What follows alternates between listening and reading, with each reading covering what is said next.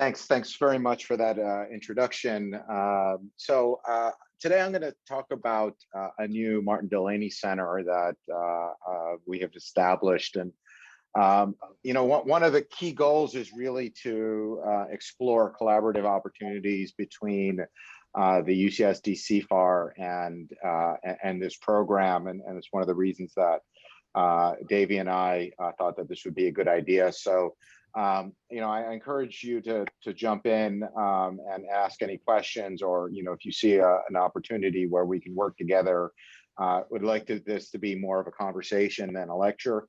I think there are a lot of potential areas of synergy, and it'd be great to hear any additional points of contact that we can make going forward between the CFAR and RID HIV. So RID HIV is the acronym for our center.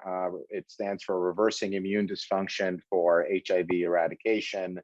And I'll tell you a little bit about both the premise and the scope of studies, but essentially focuses on the underlying hypothesis is that restoring immune dysbiosis caused by an HIV infection is a critical component for achieving an HIV cure. It is a center that is in collaboration between us here at Scripps, Emory, and University of California, of Southern California, USC. Let me see if I can get my laser pointer going also. Here we go. So, as you would expect from a large collaborative grant, there are a number of sites that are participating.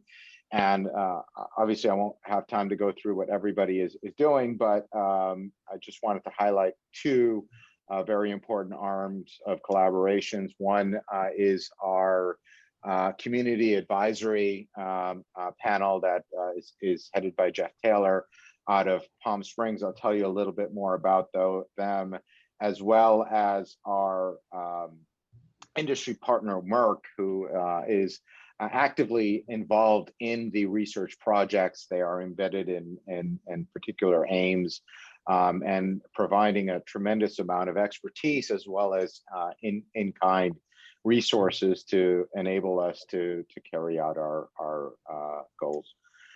So I'm the lead PI on this collaboratory, and I'm joined by Paula Cannon at USC and Rafiq Skelly at Emory.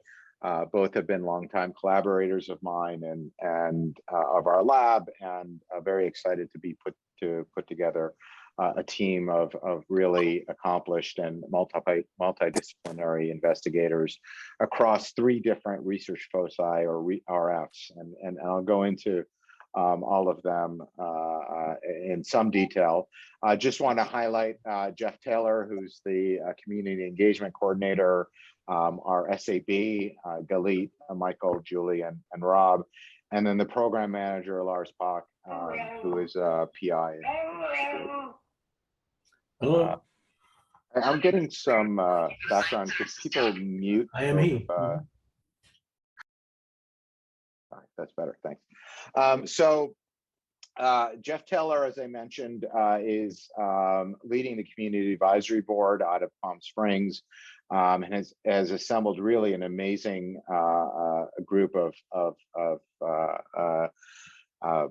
activists and in the community advisory board, including Tim Hofkin, who's Tim Brown's widower, Adam Castillo, who's the London patient, and a number of other really preeminent voices in the HIV community. And because our center and the outcomes of our research is focused on helping patients, getting input from this group is really going to be fundamental in how we go about designing our experiments and our therapeutic strategies. And I think this is really an incredibly unique and important aspect of the collaboratory, which NIH has supported. I think this pandemic has shown us that just developing therapies isn't enough. getting people to take those therapies are equally as important as coming up with scientific breakthroughs, and having our science being guided by both the needs and wants of the patient, I think is really, to me anyway, a very unique and an important integration of community voices and what we do at the bench. So the overall science composes of 3 RFs, or research foci.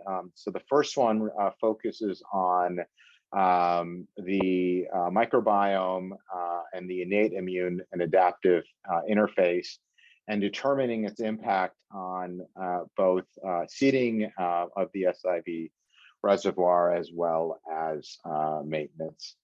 The second RF goes one step beyond that, and looking at strategies to restore CD4 cognate health and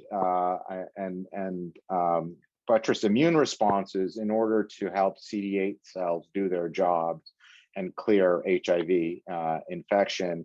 And so RF1, RF2 are really the 2 components on looking at where the immune dysfunction lies after HIV infection, and finding approaches to really restore that balance of CD4 and CD8 function to enable the immune system to do its job and clear infection of infected cells. And RF3 goes back to a more classical kick and kill strategy that people were using, albeit with really, I think, novel and cutting edge methods to find a way to reactivate HIV in a safe manner, and along with the immune restorative therapies, achieve meaningful reduction of the reservoir. And all of this is really tied together with through a collaboration with Alan Perlson and Rivero out of Los Alamos, where they're looking at all of this data and modeling it in a mathematical way to identify the optimal combinatorial strategies of restoring immune dysfunction, latency reversal, and kill strategies to come up with a combinatorial strategy that can move the needle on a cure. So it's a cartoon of the overall scope of what I just talked about, going from the microbiome to the metabolome, to looking at their impact on innate and adaptive responses, and finally, either through engineering, CRISPR-Cas9-based engineering, or pharmacological approach, really restore adaptive function to enable the clearance of the HIV reservoir after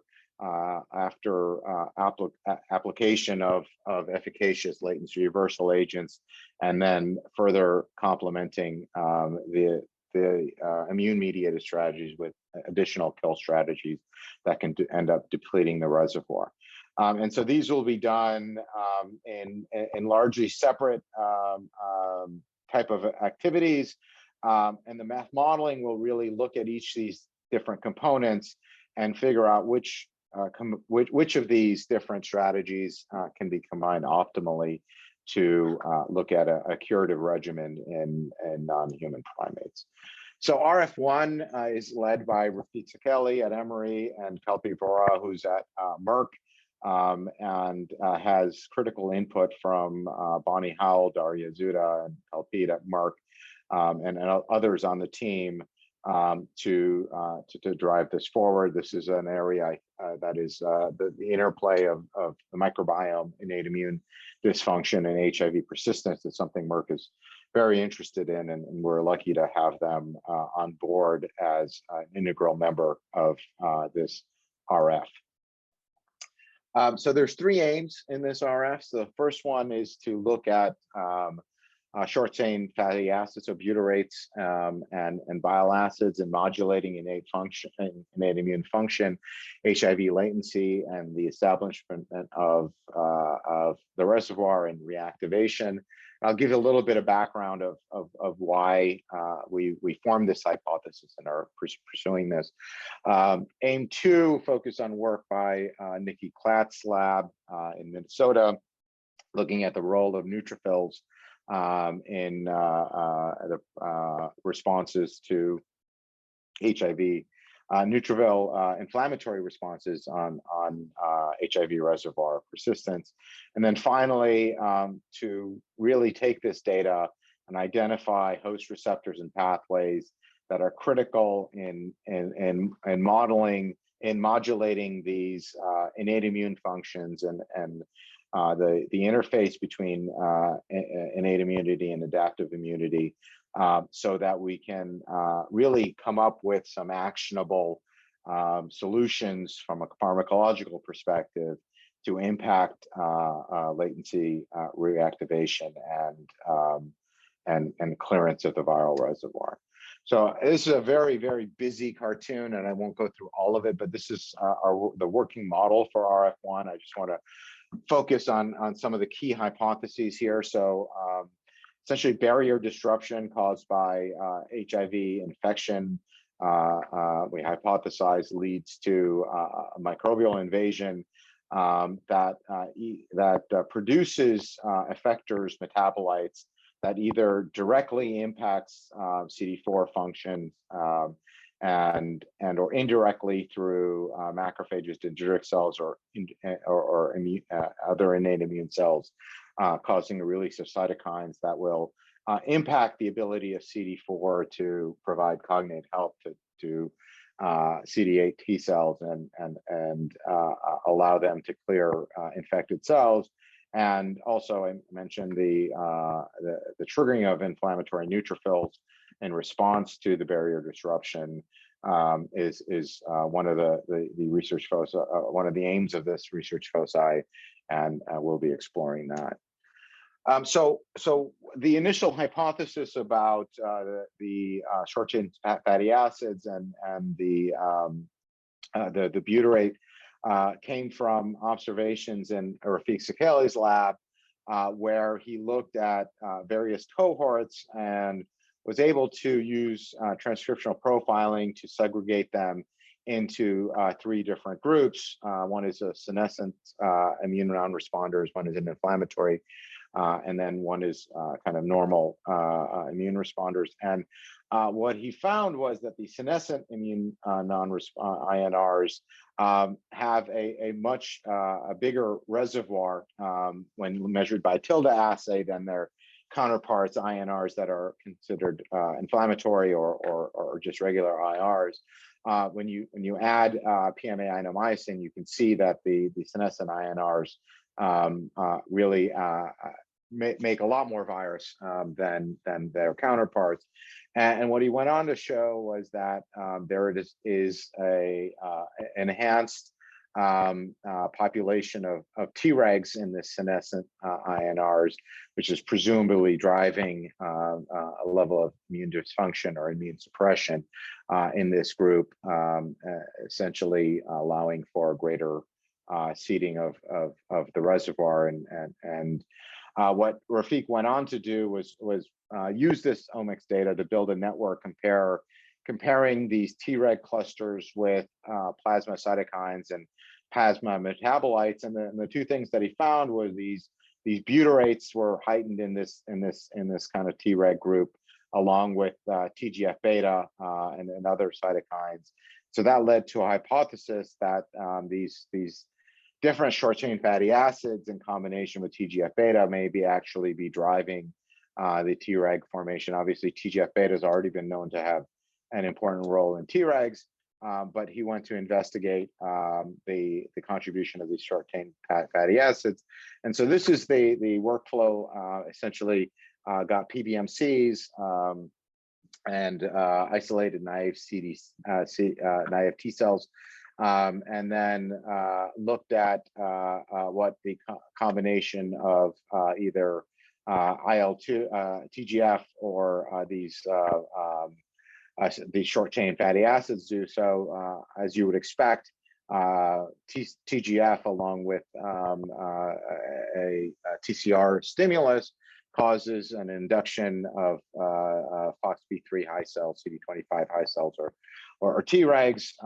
The sodium butyrates alone do the same thing, but in conjunction, you see this real synergy of activation. So this really supports the hypothesis that these high levels of short-chain fatty acids, along with TGF, are driving enhanced Tregs in patients. And looking at this network and understanding the basic biology on this, and also developing potential therapeutic solutions, may help ameliorate one of these identified immune dysfunctions.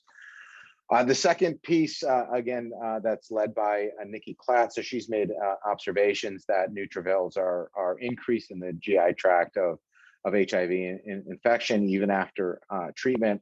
And also these neutrophils are longer lived, decreased neutrophil apoptosis.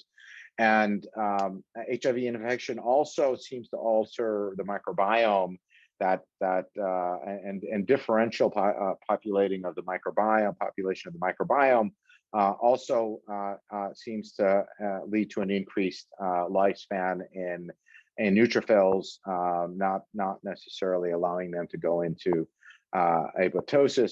So what she's looking at is looking at potential targets for therapeutic invention using single cell sequencing to understand how neutrophils contribute to HIV pathogenesis, barrier damage, the seeding of the reservoir, and reactivation.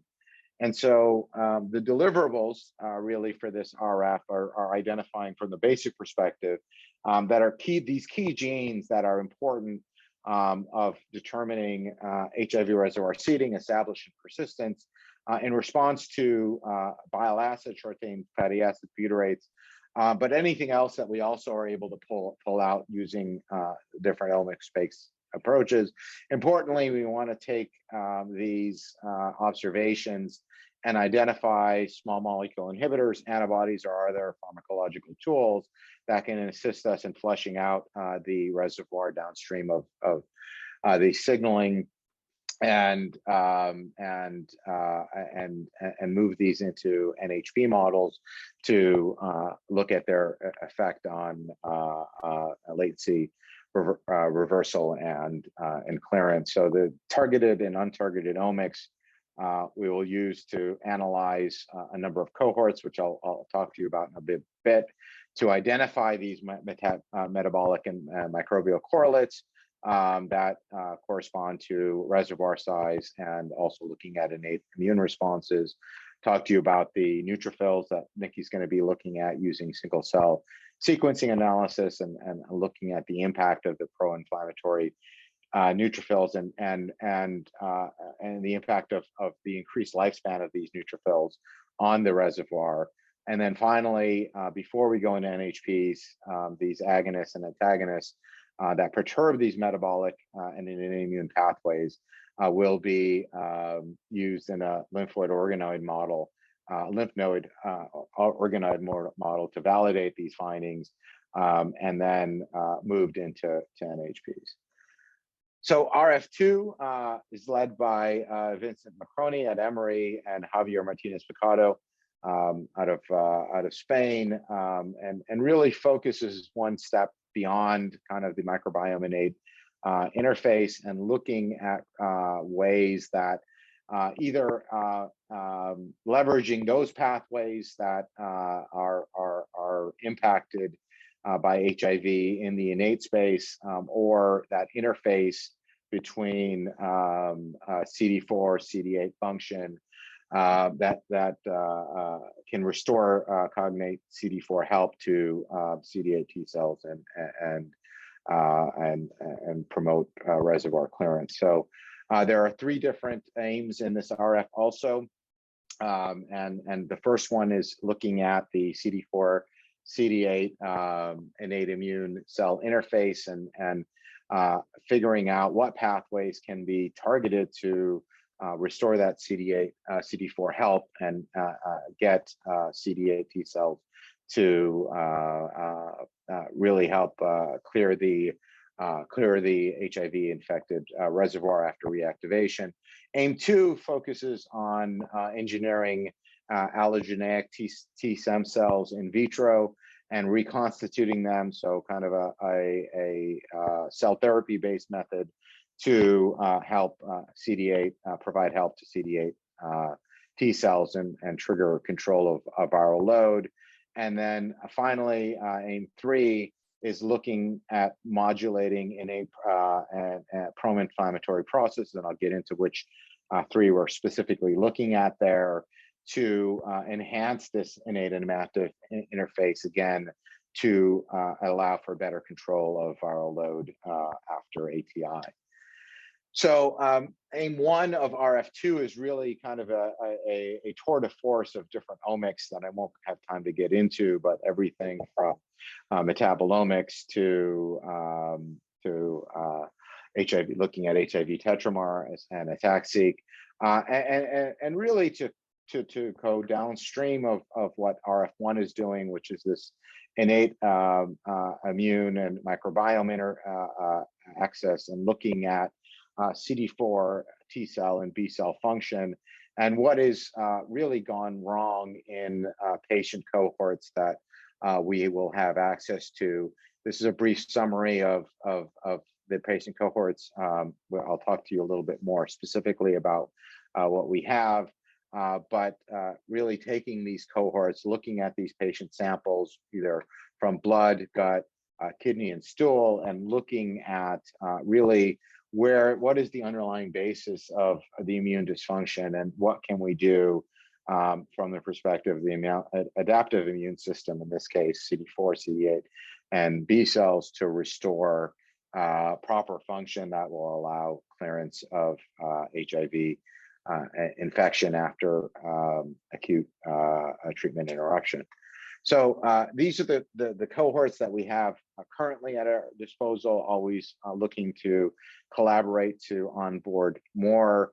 We have a large group of retrospective samples that are coming out of Boston, Atlanta, and Europe, some with acute treatment interruption, others under ART, and we have a number of prospective cohorts here. And one of the things that we're proposing to do is not only collect samples that I mentioned before, but also do lymph node biopsies here. So 2 things that we're particularly excited about that have come out for these cohorts. So this is the Loverec cohort that is out of Barcelona that Javier has, but really has a group of infected patients that have really low seeding of the reservoir as compared to the normal distribution. And so this is a really nice tool for us to be able to establish what are the underlying bases that maybe that might impact the seeding and the establishment of the reservoir, and are these pathways in the control group somehow distorted that allows for a longer ranging seeding of the reservoir, whereas these patients have some unique capacity to block a widespread seeding of the reservoir. The other interesting thing that came out of these cohorts was a clinical trial where administration of this is a JAK inhibitor or an anti-inflammatory inhibitor seems to decrease the reservoir when you look at intact viral DNA copies when compared to the control group, and this forms one of the basis for one of our hypotheses going forward. And so these are the 3 different aims that we're sharing and we're looking at. And so I mentioned AIM-1 was really an omics breakdown of CD4, CD8, and B cells in these patients, and figuring out really what is the difference between the different outcomes that we're seeing in the stratification across these different clinical cohorts.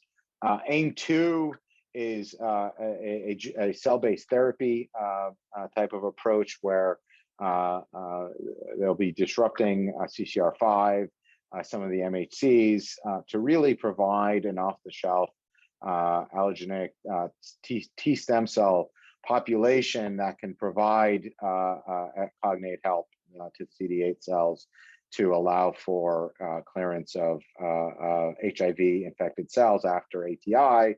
And then finally, I was mentioning to you the immune modulators, so TGF-beta, mTOR, and JAK-STAT, we think are the pro-inflammatory next nodes that can potentially be targeted to enhance clearing, to enhance decay of the HIV reservoir. And also all of these will be tested first in vitro, and then finally moved into NHP models, where they'll be tested first as monotherapies, and then in combination based on our mathematical modeling efforts.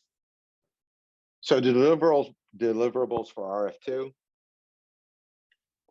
include generation of the off-the-shelf CD4 T cell product that is resistant to HIV infection and also rejection, that can supplement or provide additional cognate help to revert some of these dysfunctions that we're seeing in the adaptive arm, identifying a pharmacological compounds or antibodies that boost immune function. Either right now we're hypothesizing either through mTOR, through TGF-beta or JAK-STAT signaling, figuring out where the best combination of these different approaches are, and then finally in vivo validation in NHP models to demonstrate control of viral load upon treatment interruption. So moving on to the third and last arm of the research foci of the grant. It's led by myself and Paula Cannon, and it's really getting back to kind of more of the basic kick and kill approach that people have been taking, albeit with novel tools now that are at our disposal, and I'll go through some of those right now. And so the three aims are broken down in the following way, where we optimize strategies for reservoir reactivation using different LRAs, optimize novel strategies for getting rid of the viral reservoir after elimination that could be used to supplement some of the immune restorative strategies that we were taking. We have a study looking at in vivo delivery of CRISPR-Cas9 to pop out the HIV genome. And then finally, in what we're calling a capstone aim, we'll use mathematical modeling to really not only put together the optimal combination of kick and kill reagents from this RF, but every single RF to evaluate in the macaque model which treatment combinations really give you optimal reactivation and clearance of the reservoir. So our lab has been working on SMAC mimetics as latency reversal agents, and I won't belabor this too much because I have a couple of slides at the end of this, but SMAC mimetics is a novel class of latency reversal agents, and one of the things we're doing is not only going to be focused on further optimizing those for in vivo treatment, but also identifying novel latency reversal agents or synergists along with Vicente-Point-Ellis that can add to the efficacy of our LRA. The latency reversal strategies have three different arms. One is using trikes. So trikes are essentially bifunctional antibodies with the third wheel. So the idea would be to bring and activate NK cells to HIV infected cells and drive their destruction. So the trike here is in orange, green, and red, encodes a CD16, IL-15, which allows for engagement and activation of the NK cell, and then anti-N antibody, which will allow it to be directed, allow the NK cell to be directed to reactivated cells that are expressing HIV and enable clearance. Paula Cannon is working on I think a really exciting strategy to engineer BNAbs into the IG locus of B cells to provide broadly neutralizing antibodies in an endogenous capacity. And this strategy has many advantages in comparison to an antibody strategy, and that I could get into. And then finally, a CRISPR-Cas based strategy to eliminate the integrated provirus in HIV.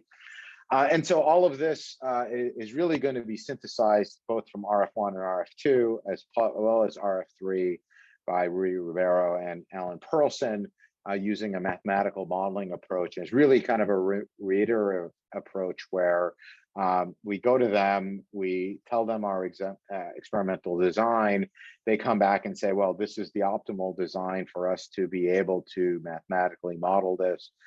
We get them the data, they go back and they optimize their model until that model has sufficient predictive capacity where we can be fairly confident that it is able to not only model the data and the results that we've gotten retrospectively, but also be able to prospectively not only really go tell us which combinations of LRAs and immune modulators or BNAbs or trikes would be used in ideal combination, but also tell us what the treatment design and dosing regimen should look like. Is it optimal to give something once a week, once every 2 weeks, once a month, and essentially in silico model what we think the outcomes are going to be. And then finally, this capstone study is at the end of the grant, we pull the trigger for 3 different combinations of treatments that we can look at to look at viral reactivation and clearance of the reservoir after treatment interruption. And so the overall deliverables for RF3 include optimizing the Ciapavir, which is the next generation of latency reversal agents that my lab is working on, looking at combinatorial strategies for LRAs, and I'll get into that in a little bit, optimizing NK cell engagers to help clear activated cells, engineering autologous macaque B cells to express BNAbs against SIV, and also a complementary strategy of going after integrated HIV provirus using a CRISPR-based strategy, pulling all of the data in the center together in a highly iterative fashion of mathematical modeling, which will give us the confidence to move to our capstone aim and combine not only the most effective perturbations, but the ideal combination of perturbations that are likely to impact the clearance of the reservoir. So before I move on, that is really a summary of the center, and I wanted to touch base on some of the work that we're doing in the lab, but happy to take any questions about the center or anything that we're doing, or any suggestions on how CFAR and RID HIV might be able to work together more going forward, given the scope of our aims. You can either unmute or put them in chat. If there's no questions, then I will go ahead and go on. So go ahead. Someone want to say something? No. Okay.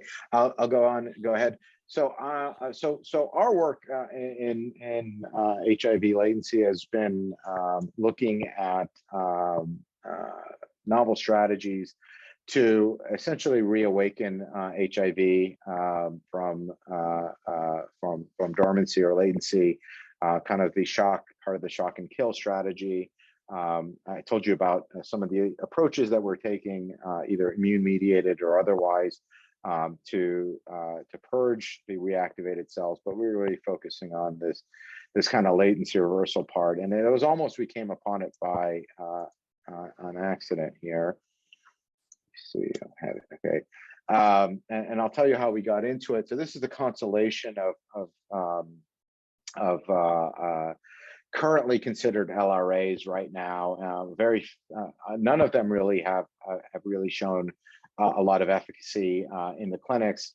You know, I look at this as the Goldilocks problem. Some of them are really good at reactivating, but have a lot of safety issues. Others are pretty safe, but are not as robust. And so finding a way to balance latency reactivation while optimizing toxicity, I think, is a key challenge in this field. And using a systems-based approach, just looking at things that might impact HIV replication, we came across this pathway, the non-canonical HIV pathway, which is kind of the slower, more deliberative cousin to the canonical NF-kappa B pathway that most of you know about. It is more long-acting. It's not an acute response, and it's also not as potent of a pathway.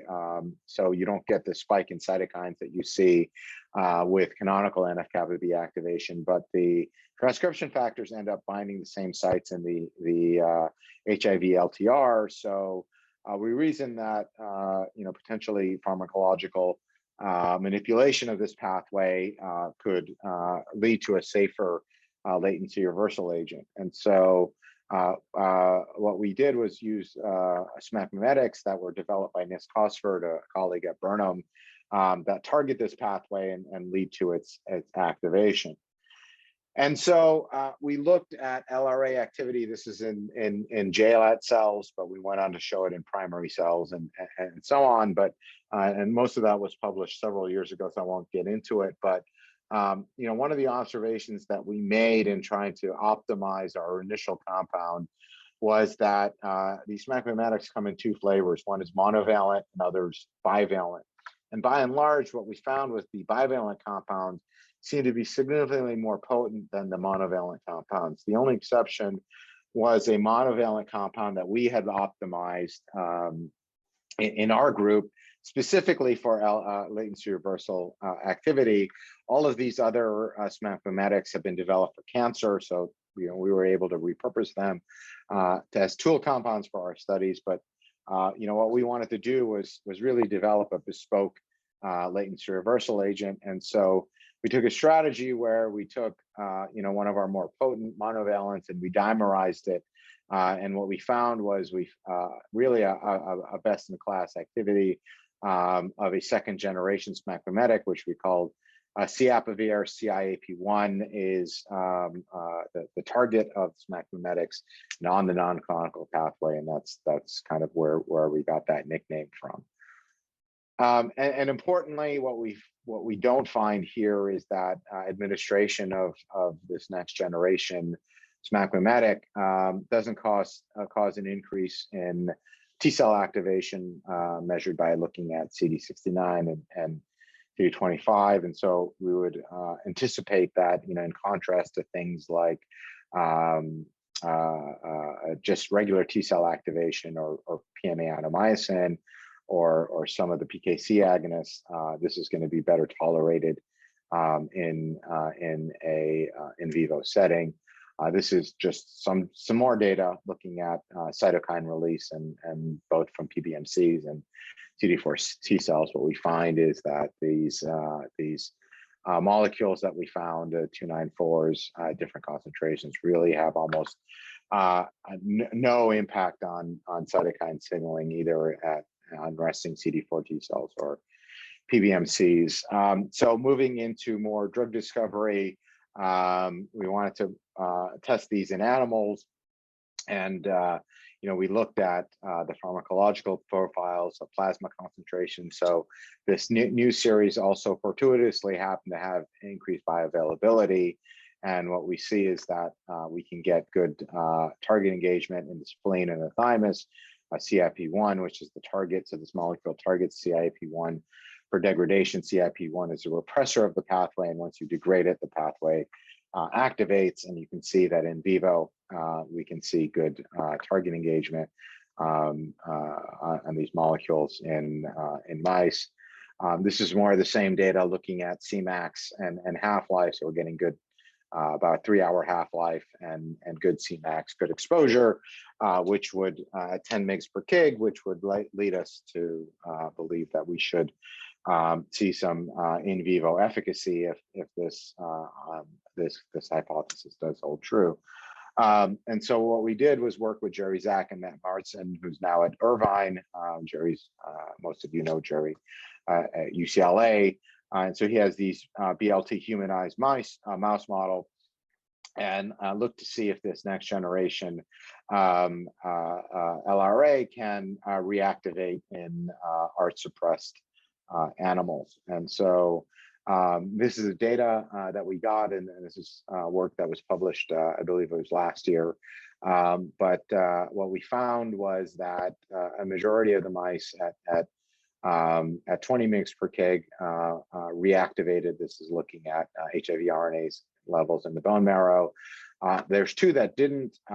These also happen to have very low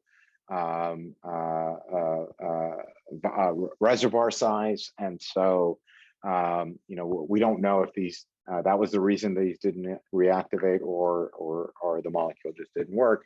But by and large, we saw good reactivation and really very little activation of CD4 cells in doing so. So we think that this drug should be reasonably well tolerated. And so we moved into non-human primates. This is work that we did with Chris Peterson and Hans-Peter Kim up in Washington. And so David Margolis had published that another SMAC mimetic, AZD, this is an AstraZeneca molecule that works with a similar mechanism of action, could drive reactivation in an SIV model. Chris wanted to try a Shiv model, which they tell me is a much harder model to reactivate in. And we compared our molecule Ciapavir with AZD and a control. And what we found was that, you know, in contrast to the SIV model where they do see AZD giving us blips, AZD did not give us blips in the SIV model, which I would argue is probably a more relevant model to HIV. Whereas Ciapavir gave us blips. Now, this needs to be optimized further. You know, these kind of blips probably are not going to be sufficient to clear the viral reservoir, but at least it tells us we're going in the right direction, and that there's a path for optimization for this therapeutic strategy. So what are we doing next? We want to further optimize this both for potency, for safety, understand what the maximal tolerable dose is, and move these into NHP models, and find kind of the optimal drugs. We already have new derivatives of Ciapavir that have increased potency.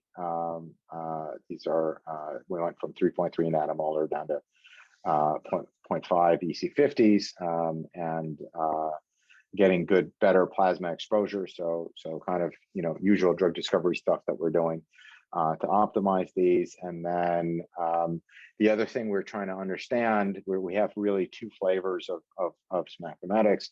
One is that is kind of a short-acting SMAC mimetic, which causes CIP degradation, and then CIP comes back. AZD and some of these other derivatives that we have are more longer acting, where if you give it, even if you wash it out after day 19, we see engagement of the pathway. So we kind of have to balance what the optimal engagement is going to be. Do we want a short acting and give multiple doses, or do we want a longer acting? These are all things that hopefully with the help of math modeling, we'll be able to decipher and optimize as to what a good LRA is for the NHP studies. The second thing and the last thing I want to touch on is combination. So we've already shown that CIP inhibitors interact with epigenetic regulators such as HDACs and BET inhibitors, so JQ1 and HDAC inhibitors. But the question we were asking is, are there other things that synergize? Obviously, the HDAC inhibitors we're looking under the lamppost; those have been known as LRA agents, and the synergy was reasonably an obvious thing to test. But we wanted to take a more agnostic view of this. We're working with Vicente Polanellis and the folks at Caliber here at Scripps. So they have a library called Reframe, which is about 12,000 compounds of known drugs. One of the real advantages of using this is that most of these have been optimized to have in vivo bioavailability and safety to a point where they are ready for clinical trials or have been registered. It is the most comprehensive repurposing library. They do a lot of academic collaboration. So if you're interested in accessing that, please let me know. I'll put you in touch with the right person at Caliber. This is really a heroic assay that Vicente is optimizing. Is really taking primary CD4 T cells from HIV positive patients and running them through this 12,000 compound library and looking to see which LRA synergize with ciapavir. And so he develops some nice proof of concept that we may be able to pull this off. Is really, I think, using primary cells from patients is to do a high throughput screen is really a high bar, but we're getting good separation using a PCR based readout. PMA is kind of cheating. It's really probably the best you're going to get. But we do have a nice window here between PMA and DMSO. This is done in 96 wells, and we've ran a small compound screen. And what you can see is that most of the data is pretty tight. We're finding two things right now that reactivate out of this screen. They're done in pools, so we need to deconvolute the pools and confirm these. You may see some of these, you're going to see false positives and spontaneous reactivation, but we think we're getting to a point where this assay can be optimized and really look at what other potential known drugs can potentially move the needle on HIV latency, either in combination with ciapavir or this assay will pick up things that also will reactivate on its own. And we could quickly move these into in vivo studies because of their known pharmacological properties, because these have been mostly in phase 1, 2, and 3. So that's really where we are right now. I think a lot of exciting and promising things happening in this area. Just wanted to acknowledge the folks that did all of this work on this mathematics, Lars, Nick Crossford, Jerry, Zach, Matt, and Vicente, and our collaborators at Salk, at UPenn, Mount Sinai, and PEI. So with that, we have a couple of minutes for questions or comments or follow-ups. Happy to take any questions either on our work on this mathematics and latency reversal or on the MDC Center as a whole. Hi, it's Steve Spector. Hi, Steve. Hi. So we've done a fair amount of work on the induction of autophagy, and we've looked at a number of SMAC mimetics also. Yes. We found that some reactivate and some don't, as you've shown. But one of the things that we have consistently found with the induction of autophagy is that you can get preferential killing of the HIV latent cell as opposed to the uninfected cell. Right. And right. so I was wondering if in your primate model, if you actually looked at those animals or if you treated them for enough period of time so that you could get a readout as to the reservoir that was present after you treated the animals. Yeah, so I think it's a great question, and yeah, I've been following your work. It's really, really incredible stuff. We haven't looked at whether our molecule really leads to that autophagy injection, but if it did, it'd be great to work with you on that because then that would obviate the need for another kill reagent, right? Because they could do both. We have not looked at reservoir reduction, and we've just been focusing on a primary endpoint, both in the mouse and the animal studies, on just reactivation. And so that's something that we want to do. And if we can look at that, and if we can really show that there are at least ex vivo, maybe be open to it, work with you to see if there is an induction of autophagy based on kind of the optimized molecules that we're using. And we would expect clearance, right? Because just latency reactivation, you wouldn't expect clearance of the reservoir, but if you could expect clearance without adding a kill reagent, right? Then I think that's a real experiment that would be us worth looking at. So I'm happy to, if you're interested, to follow up with you offline. And maybe we can team up on looking at the autophagy properties of some of the molecules that we have that are looking to be kind of the most potent activators of this pathway from a latency perspective. Great. We should plan on getting together. Yes, absolutely.